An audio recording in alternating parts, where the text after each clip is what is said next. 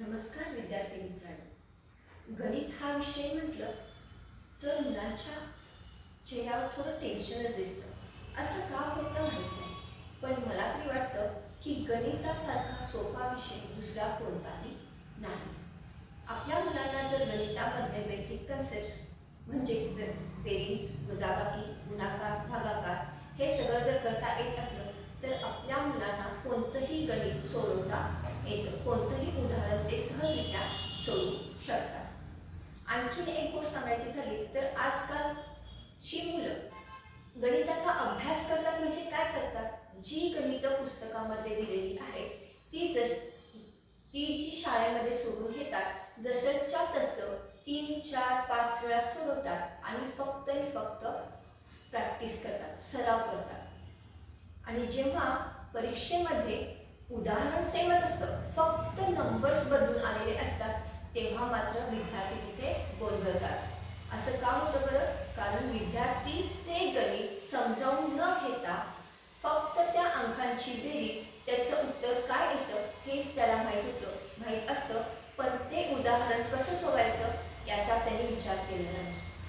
तर गणिताबद्दल थोडीशी भीती कमी करण्याचा माझा हा छोटासा प्रयत्न. चला तर पाहूया मॅजिक मॅथ्स. आपण बघणार आहोत 1 ते 10 अंकांची बेरीज किती.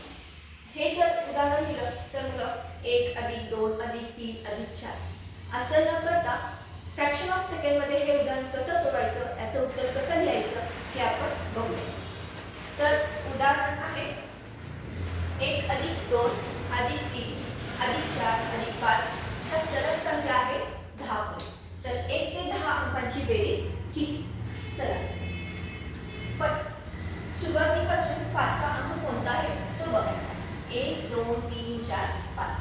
5 हा 5वा अंक आहे, तर तो अंक आहे तसा लिहून घ्यायचा आणि त्याच्या पुढे बरोबर 5 लिहायचं. झालं आहे ना उत्तर सोपं. अजून एक उदाहरण आपण बघूया.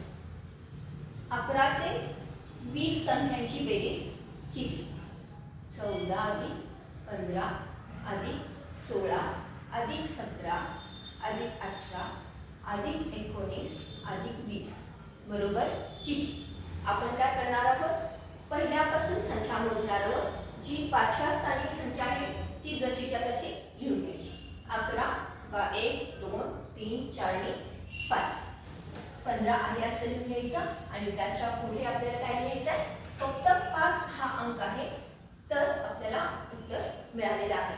तर 11 ते 20 या संख्यांची बेरीज 155 अशी येते. तुम्ही म्हणाल ह्या संख्या 1 ते 10, 11 ते 20 अशाच येतात का?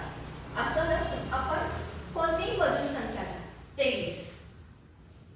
ओके, 23 ते 32 या 10 संख्या होतात. 23 + 24 + 25 + 26 + 27 + 28 + 29 + 30 + 31 + 32. बघा, 1 2 3 4 5 6 7 8 9 आणि 10. तर ह्या 10 संख्यांची बेरीज आपल्याला आता याचं उत्तर घ्यायचं आहे. आपण काय करणार आहोत, 5व्या स्थानी जी संख्या आहे ती आपण बघणार आहोत. 1 2 3 4 5. 5व्या स्थानी 27 हा अंक आहे. मग काय करायचं आपल्याला, त्याच्या पुढे फक्त 5 लिहायचं आहे. अजून एखादं उदाहरण घ्या. Sum of the numbers from 37 to 46 बदलून घेऊया. Okay, we'll start the number from middle. So 37 plus 38 plus 39 plus 40 plus 41 plus 42 plus 43 plus 44 plus 45 plus 46. Let's check the numbers. 1 2 3 4 5 6 7 8 9 and 10.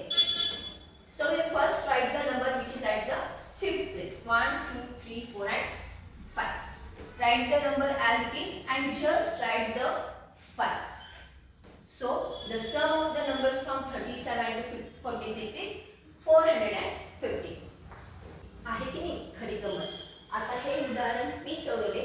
आता काही उदाहरणं तुमच्यासाठी. 35 ते 44 अंकांची बेरीज.